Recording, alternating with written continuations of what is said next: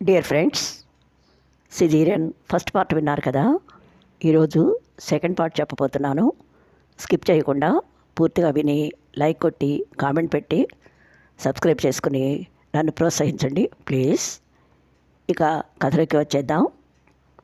యాదమ్మ వెళ్ళగానే భర్త వినయ్ వచ్చి, నీలు టైం 9 దాటింది వెళ్దామా అనడంతో లేచి నైట్ డ్యూటీలో ఉన్న నర్సుకు ఎమర్జెన్సీ కేసు ఏదైనా వస్తే వెంటనే కాల్ చేయమని చెప్పి బయటికి నడిచింది. కారు ఎక్కగానే అలసటగా సీట్లో వాలిపోయి, అబ్బా ఇవాళ 2 సర్జరీలు, ఒకటి మార్నింగ్ ఒకటి ఈవినింగ్, ఎంత టైర్డ్గా ఉందో జనాంతికంగా అంది. వినయ్ ఒక క్షణం భార్య వైపు అదోలా చూసి కారు స్టార్ట్ చేశాడు. ఆ చూపులు, సూదులు అగుచ్చుకున్న ఫీలింగ్ ఇబ్బంది పెడుతున్నా పట్టించుకోనట్లు, వినయ్ రేపు అత్తయ్యకి క్యాట్రాక్ట్ సర్జరీ చేయించడానికి సూర్యాపేట వెళ్తున్నావు కదా, ఓ 50,000 నీ అకౌంట్కి ట్రాన్స్ఫర్ చేయనా బెరుగ్గా అడిగింది. వినయ్ స్టీరింగ్ మీద నుంచి దృష్టి మళ్లించకుండానే, అవసరం లేదు, మా అమ్మ సర్జరీ నేను చేయించుకోగలను ముక్తసరిగా చెప్పాడు. నీలిమ ముఖం వివర్ణమైంది. వినయ్, నువ్వు చాలా మారిపోయావు. ఈ మధ్య నీది నాది అంటూ నన్ను పరాయిదాని చేసి మాట్లాడుతున్నావు.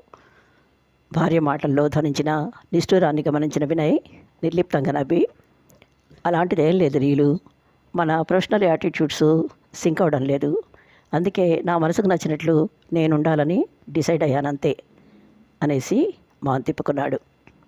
ఏంటి, నేనేదో చెయ్యరాని నేరం చేస్తున్నట్లు అంత ఫీల్ అవుతున్నావు? సిటీలో చాలామంది చేస్తున్నదే కదా. ఈ రోజుల్లో సిజేరియన్ కామన్ అయిపోయిందని నీకు తెలుసు. పైగా మన లైఫ్లో సెటిల్ అవ్వాలంటే చదువులకి, సొంత ప్రాక్టీస్ పెట్టుకోవడానికి తీసుకున్న లోన్స్ వీలైనంత ఎర్లీగా రికవర్ చేసేయాలి. నాకున్న బాధ్యతలు కూడా నీకు పెళ్లికి ముందే చెప్పాను. నిష్ఠూరంగా అంటున్న భార్య కేసి వినయ్ బాధగా చూశాడు. నీ బాధ్యతల్ని నేనెప్పుడు కాదను నీలు, వాటిని నెరవేర్చలేనంత దుస్థితిలో కూడా మనం లేము. కానీ నువ్వు ఇలా సంపాదన యావలో పడి వృత్తి ధర్మాన్ని కించపరచడం ఒక డాక్టర్గానే కాదు, నిన్ను ప్రేమించి అభిమానించే భర్తగా కూడా డైజెస్ట్ చేసుకోలేకపోతున్నాను.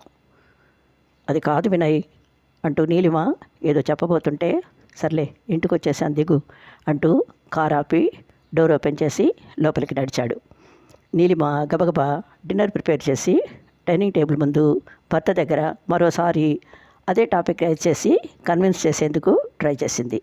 కానీ వినయ్ అందుకు అవకాశం ఇవ్వకుండా, నీలు ప్లీజ్, ప్రొఫెషనల్ ఇష్యూస్ ఇంటి వరకు రానిచ్చి పర్సనల్ లైఫ్ని డిస్టర్బ్ చేసుకోవడం నాకు అస్సలు ఇష్టం లేదు, లీవ్ ఇట్ అంటూ నవ్వుతూనే వారించడంతో ఇంకేం మాట్లాడలేక డైనింగ్ టేబుల్ సర్దేసి వచ్చి పడుకుంది. అప్పటిదాకా అంత సీరియస్గా ఉన్న భర్త అసలేం జరగనట్టు దగ్గరికి తీసుకోవడం చూసి ఆమె మనసులో అదొకలాంటి గిల్టీ ఫీలింగ్. పగలంతా కేసులతో బిజీగా ఉండి మనసులో ఎలాంటి ఆలోచనలకు తావివ్వకపోయినా ఇల్లు చేరాక వినయ్ ప్రవర్తనలో కొట్టొచ్చినట్లు కనిపిస్తున్న మార్పు, ఇద్దరి మధ్య పెరుగుతున్న దూరం తెలుసుకుని బాధపడడం నీలిమకి పరిపాటి అయిపోయింది. అరగంట కల్లా అన్నీ మరచి ప్రశాంతంగా నిద్రపోతున్న భర్తని రెప్పవాల్చకుండా చూస్తుంటే గుండె నిండా ఏదో చెప్పలేని గూలు. అప్పటికి ఇప్పటికీ వినయ్లో ఎంత తేడా! పెళ్లి చూపుల్లో ఎంతో పరిచయం ఉన్నట్లు మనసు విప్పి ఎంత బాగా మాట్లాడాడు.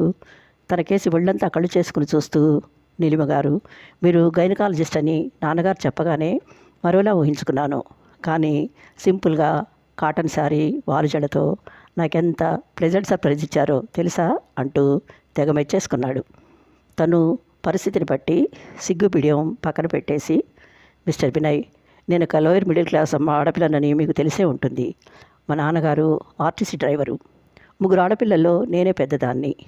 మా ఆర్థిక పరిస్థితి తెలిసి మెడిసిన్ చదవాలన్న కోరికతో కష్టపడి ఫ్రీ సీట్ తెచ్చుకుని నాన్నకు భారం కాకుండా ఎడ్యుకేషన్ లోన్తో కోర్స్ కంప్లీట్ చేశాను. ముందు దాన్ని రికవర్ చేయాలి. అంతేకాదు, చెల్లెల పెళ్ళిళ్ళు నాన్న ఒక్కడి వల్ల కాదు, నేను షేర్ చేసుకోవాల్సిందే. ఆయనది పెన్షన్ జాబ్ కూడా కాదు, రిటైర్ అయ్యాక అంతో ఇంతో సాయం చేయాలి. ఈ ఆలోచనలు తప్ప నాకు మోడర్న్ డ్రెస్సులు, ఫ్యాషన్ల మీద మోజు లేదు. అసలు ఇప్పుడు పెళ్లి చేసుకునే ఉద్దేశమే లేదు నాకు. కానీ నాన్న, మీరు తన చిన్ననాటి స్నేహితుడి కొడుకని, మంచి సంబంధం వదులుకోవటం ఇష్టం లేదని ఎంతగానో బ్రతిమాలుతుంటే కాదనలేక ఒప్పుకున్నాను. కానీ బాధ్యతల్ని తోసిరాజని నా దారి నేను చూసుకోలేను. నాకు పెళ్లి కన్నా నా వాళ్ళు ముఖ్యం. మనసులో మాట సూటిగా చెప్పేసింది. వినయ్ మెచ్చుకోలుగా నవ్వేసి, వెరీ గుడ్ నీలిమ గారు, కన్నవాళ్ళని తోబుట్టువుల్ని గురించి ఇంత బాధ్యతగా ఆలోచిస్తున్నారంటే really you are great. I'm proud of you. నాది దాదాపు మీ పరిస్థితే. మా అమ్మ నాన్న సూర్యాపేటలో ఉంటారు. నాన్న రైస్ మిల్లో పనిచేస్తున్నారు. నా స్టడీస్ కూడా లోన్తోనే సాగింది. నాన్న ఓపిక ఉన్నంత వరకు జాబ్ చేసినా ఆ తర్వాత అమ్మా నాన్నల్ని నేనే జాగ్రత్తగా చూసుకోవాలి. మీరు అంగీకరిస్తే మన బాధ్యతల్ని ఇద్దరం షేర్ చేసుకుందాం అని చెప్పగానే ఆ మొహంలో సౌమ్యత, మాటల్లో నిజాయితీ తన్ని ఎంతగానో ఆకట్టుకున్నాయి. అతడు డాక్టర్ కావటం కూడా తనకు ప్లస్ అవుతుందని హ్యాపీగా ఒప్పుకుంది. అమ్మ కాబోయే ఒక గైనకాలజిస్టు అంతర్మథనానికి అద్దం పట్టే అద్భుతమైన కాన్సెప్ట్తో కొనసాగిన ఈ ధారావాహికను ఎక్కడా మిస్ అవ్వకండి.